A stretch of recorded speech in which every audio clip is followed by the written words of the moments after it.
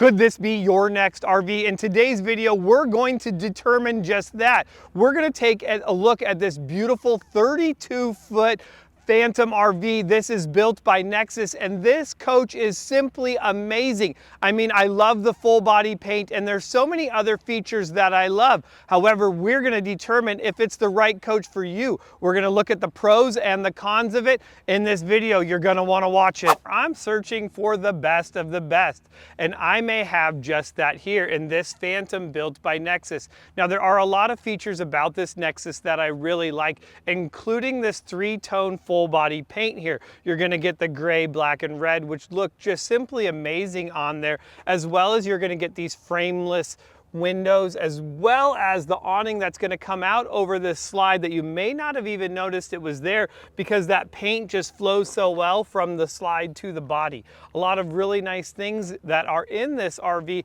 on the exterior and on the interior. Now, I will tell you that one other thing that I've noticed on this is this does have the big black cap. Now, my worry about that, this may be the first con in this, would be like, is that black going to fade over time and really turn into like a light gray? Now, I would tell you, if you have a coach like this, you may want to have it covered. And if you live in somewhere really hot like Arizona, that's where I could see the real downfall of having that. We're gonna keep moving around this thing. Now, let's talk about this number right here. This is going to be a 32-foot RV, and P is going to be the model or layout. The first thing that I'm gonna tell you that I'm on my second con already, I'm gonna be honest with you guys, is going to be the awning. So because this is going to have the whole rear section of a slide, so we're looking at about 12 feet of a slide right there, you are going to notice that your awning now is only going to be about half the size of your coach. So when I'm at my camp spot, I put my awning out, I'm really only going to have enough room for about one, maybe two chairs at the most to not obstruct the doorway on there. Man, guys, I hate to be negative Nancy on this because I'm so in love with the way that this coach looks. Now, as we keep working our way to the back of it, this is going to be that full wall slide. We're going to run into two things. We're gonna have our storage compartment here, and the other thing is going to be this outdoor entertainment area. So you are gonna have a TV out there. Now, here's the thing, the slide's out, but you can't even hang out under the awning to watch your TV. I don't know that that was very well thought out. However, again, guys, this is just my 10 cents. Talked about some of the features on the outside of this beautiful Nexus motorhome. We're gonna head inside and see if it's just as pretty. I mean, how could it not be, except that this thing sits so low that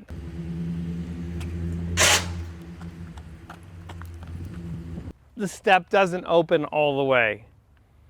Wow. So I guess if you're at the RV dealership and looking to buy one of these, make sure your step opens up all the way, because ours doesn't. That's just because of how low this motorhome sits. And I think that that's a very valid thing a lot of people don't consider. You look at this beautiful RV and you're like, oh my gosh, this is just gorgeous. I love it. You fall in love with the inside of it, the outside of it. And then there's those small details that we're gonna get into when we actually take this thing for a drive and see how it drives. But like I said, we're just gonna not step there, we're heading inside. And as you come into this beautiful 32-foot Nexus, you get just overloaded, I wanna say, with all of the cool features and just the overall layout on this. Now, this slide is out, much like you would find at your RV dealership. However, I'm no RV dealer, and I'm not trying to sell you anything, so I'm gonna give you my honest opinion on what's going on in this probably very expensive coach. Let's start by talking about how many this is going to sleep. Well, there is a large bed behind us. That's gonna be a large overhead bed that's easily going to sleep two adults. Now, we have this next stop here, which is going to be a dinette, which is also going to make a bed. Yes, it's gonna have seating for 4 adults, but most likely you're going to be needing seating for more than that due to how many beds that you've opted in on in a coach like this. I think that it's a little bit more accommodating for larger families, more kids. The other thing that I might like to see is a spot for an additional table over here at the couch.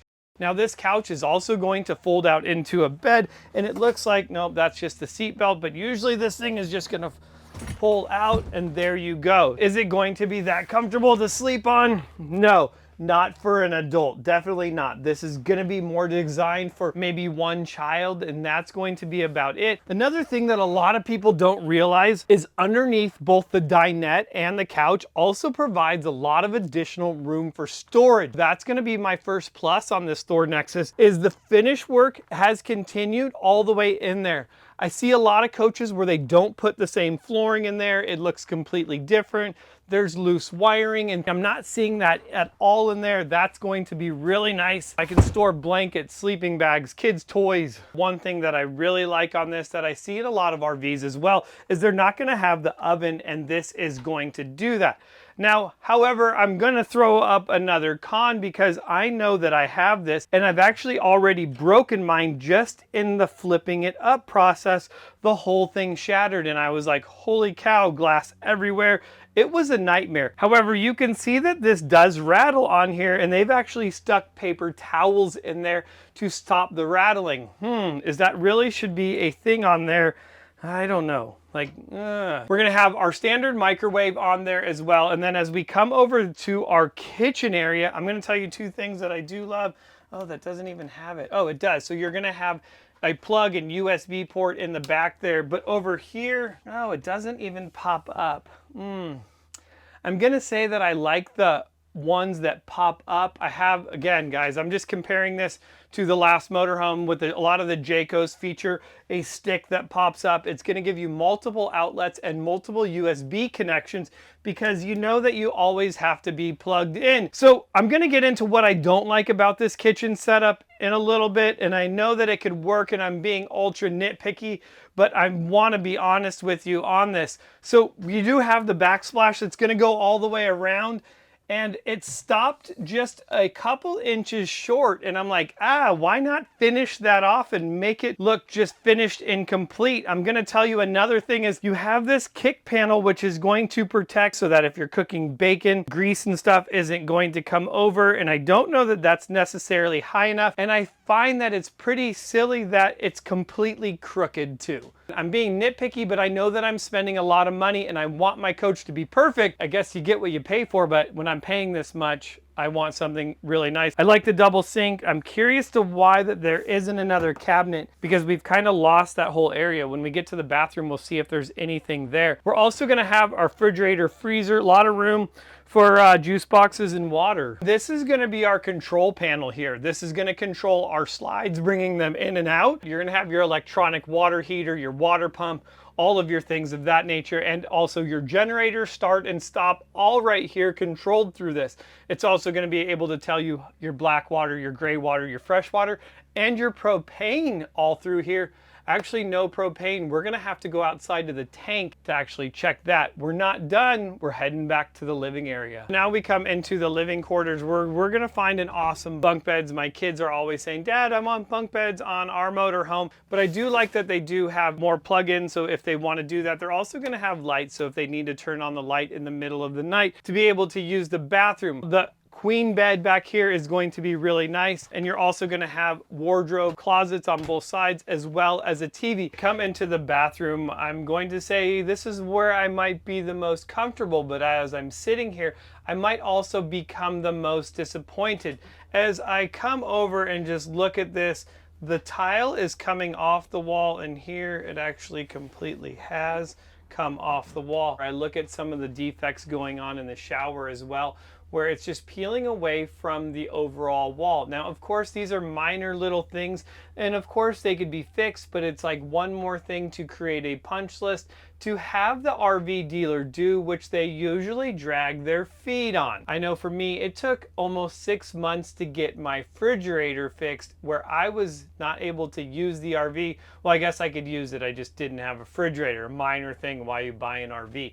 But overall in here, I think that this is going to be nice. I like the room in here, and if I was even a larger person, I would still be able to fit on there. I think that that's why they conveniently did this little cutout in there. I'm going to have the storage under there. I mean, it's a bathroom, guys. You're probably not spending a lot of time in here, but I gotta show it to you. So what I'm gonna tell you that I do really like about this is the easy access down this hallway, even with the slide out, in order to get to this rear bed. I've been in a lot of motorhomes where it's like very narrow, or you even have to go through the bathroom in order to get to it. I also like that the bunk beds are gonna be extremely accessible, so if the kids wanna go take a nap on that long drive, they're able to just go and hang out in their bunk bed, close the curtains on there. I like that a lot. I think that this is great, how much room you have walking down this hallway. I'm also going to be able to access the bathroom very easily. The door actually opens up all the way so that I know the kids are going to have to use the bathroom on those long road trips. Now, I will tell you, this is the one thing that I was kind of like, but I think with the swinging faucet, I still could get to the sink and be able to use it enough. I'm not going to have access to both sinks, but I think that that's a small thing that I would get over on this. And then right here as well, we're going to have a lot of room going up this middle walkway still too, in order to get to the driver and passenger seat. I think that that's really nice as well. I'm able to walk through this whole RV even with the slide outs in. We're going to go take this for a drive. Let's go. One of my favorite seats is going to be the driver's seat. I don't care what it is. I love driving, whatever it may be. Give me a motorhome, give me a Volkswagen Bug. Today, it's going to be behind the wheel of this E450, and this is going to be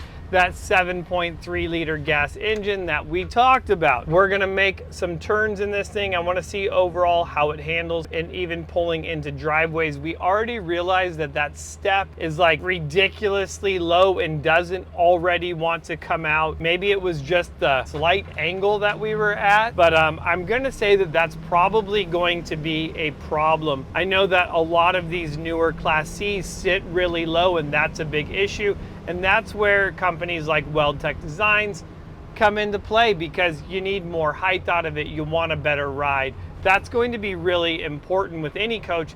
And I mean, that's something that I would love to even see come on coaches like this. And you do get that normal kind of like rocking back and forth, which I think is pretty typical out of most RVs. I don't think that this Nexus has any suspension upgrades, other than I did notice it is going to have a rear helper spring. This one is not by Hellwig, it's actually by Super Steer, and it is a parabolic spring in the rear. It does not have any aftermarket shocks or steering stabilizers on it as well. So this is going to be just a bone stock suspension. And you can see by the steering wheel, I'm constantly kind of like reacting to how this is turning or leaning into this turn. Not anything crazy, it is staying pretty true.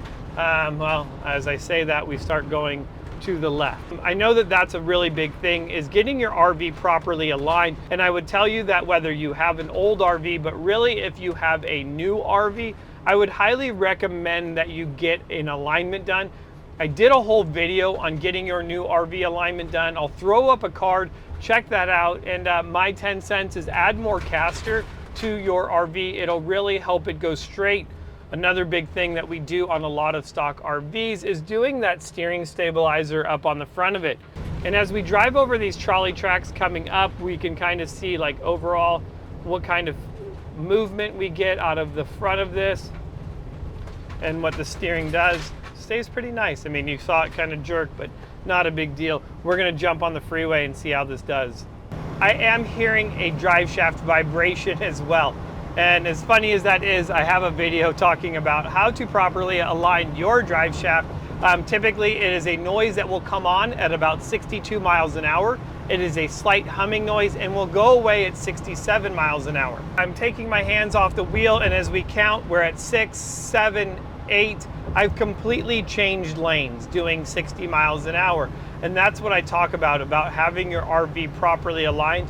You could really eliminate that without having to spend money on, expensive Band-Aids is what we call it, to try to fix it. It just needs a better alignment. The reason being is that these are typically aligned before the box gets put on them. It's a lot of weight to it. So usually we're gonna find that these things are a little bit positive camber on them, and that's going to wear your tires unevenly. We never want that, of course. So I'm throwing down a ton of knowledge and my expertise as we take a drive in this Nexus. You can do me a favor by smashing that subscribe button, giving this video a big thumbs up, because you want to come back and hang out with me, take a look at more RVs, and go for drives and get the real opinion, because hey, I'm not selling anything here. Most of you guys are going to be driving these a lot on the freeway, and that's going to be really important. I'm gonna say that overall this does drive pretty nice on the freeway. We're gonna be at a good 7. The one thing that I don't like is just, I'm gonna say the 7-second lane change where we're going into the left lane after about 7 seconds. So I do know that this needs an alignment. And as you can see, I let my hand off the wheel, and within 3 seconds, I'm gonna get that noise saying, hey, dummy, you're driving off the road. I don't think that this thing drives really bad at all. It is all stock suspension. I'm gonna give this thing, you know, a good 6.5. It's a stock motorhome, what do you expect? That vibration though, that's actually gonna take it down to a 6.